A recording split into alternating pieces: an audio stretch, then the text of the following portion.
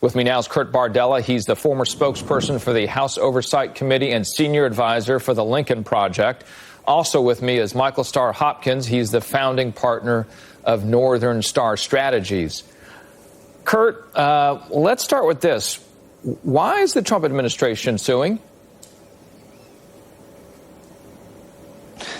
Well, Richard, it's very simple. At the end of the day, one political party in this country believes that if all the votes are counted, they will win. The other party believes that if all the votes are counted that are cast, they will lose. Everything that we're seeing right now from Donald Trump's campaign and the Republican Party and their silence to Trump's illicit and direct pleas for voter fraud in this country are designed to try to disenfranchise this election, sow confusion, create a situation where they can try and literally steal this election before all the votes are cast. We've seen some of this before, going back to 2000 and tactics that Republicans employed then, and it's like 2000 on steroids right now. This is going to be potentially the most litigious election that we've ever had in our country. And at the end of the day, the reality is this. Go ahead, Richard. Yeah, Kurt, I was going to ask you, because as a former Republican, are you saying all Republicans believe what the Trump administration is doing and its view that you brought up, that you just described to us? Well, I believe this. If you are not publicly speaking out against this, if you are not going to the nearest microphone, to the nearest social media, to the nearest place where you can tell everyone that follows you that this is wrong and you don't believe this, then yes, you believe it, you are complicit, you are helping, your silence makes you complicit. We're past the point now where you can just hide your head in the sand, say nothing, pretend like you didn't hear about something or see something the way Republicans have done for so long now. It's either speak now or you are complicit and an accomplice in it. Michael, if you're a Democrat, you would agree with what Kurt is saying here, certainly. And I add on top of that, when you thought voter suppression could not get worse from that perspective, it just might get worse. Yeah, I mean, that's the name of the game for the Trump campaign. It's not turn out as many voters as they can. It's suppress the vote and stop as many voters as they can. And Kurt hit the nail on the head. When you don't have good policies and when you don't have the support of America, what you do is scare the hell out of everybody. And that's exactly what they're doing. They're sowing discord, they're confusing everyone, and they're trying to terrify people to the point that they don't believe the election, no matter what happens, will be legitimate.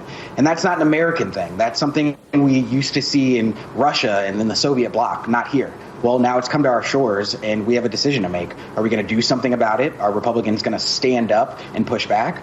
Are we going to lose our democracy? And that's kind of the question of the 2020 election. And part of losing that democracy in that scenario that you laid out here, Michael, over to you, Kurt, is I think seen in this Suffolk University poll when they were asking voters, well, would you accept the outcome of the election as fair?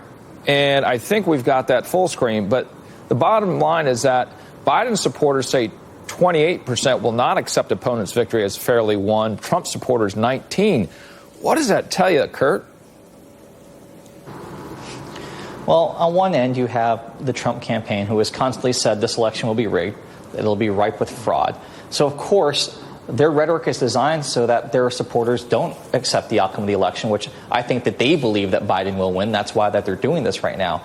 On the other end, if you're a Biden supporter, we've already known that there is influence, foreign influence in this election to try to help Donald Trump. We know that Donald Trump is using the instruments of government, such as the U.S. Postal Service, and installing his own postmaster general to try to stop the flow of voting, to stop the flow of counting ballots, to impact the way that mail is delivered in this country. We know that they're doing this, and they've broadcasted it in broad daylight. So each side, in their minds, have a reason to doubt the outcome of this election. And I suspect, Richard, one of the first questions you're going to see the Donald Trump and Joe Biden asked at the first debate is, will you accept the outcome of the election? Hey, Michael, as we shift now to which way the wind is blowing, because we're going through the key Labor Day weekend after the nominees have been nominated, what does it tell you in terms of where they're traveling? And they're all hitting the swing states, Pennsylvania, for instance, today. This as Real Clear Politics, the president's CEO, saying, hey, when you look at the numbers in the swing states, Biden's ahead by 3 percentage points. That's less than half of what he is nationally. What does that tell you about what the campaigns are doing on both sides? Well, both campaigns know that the name of the game is winning these swing states, which are going to be won by extremely small margins. Hillary Clinton lost the election by 77,000 ballots. If you look at 2018, Andrew Gillum lost that gubernatorial race in Florida by 30,000 votes. I mean, this is going to come down to a college football stadium worth of votes. Yeah. And to a campaign, that's what keeps you awake every single night. Yeah, because it was, 80,000 votes in the last election that made the difference across those three swing states. And Kurt, the further point that the CEO and president of Real Clear Politics, looking at the average, said was that this is the same difference, the 3 percentage points, that Hillary Clinton had at the very same point in the election last time. Yeah, again, I think we kind of have a natural instinct to draw comparisons from 2016 to 2020.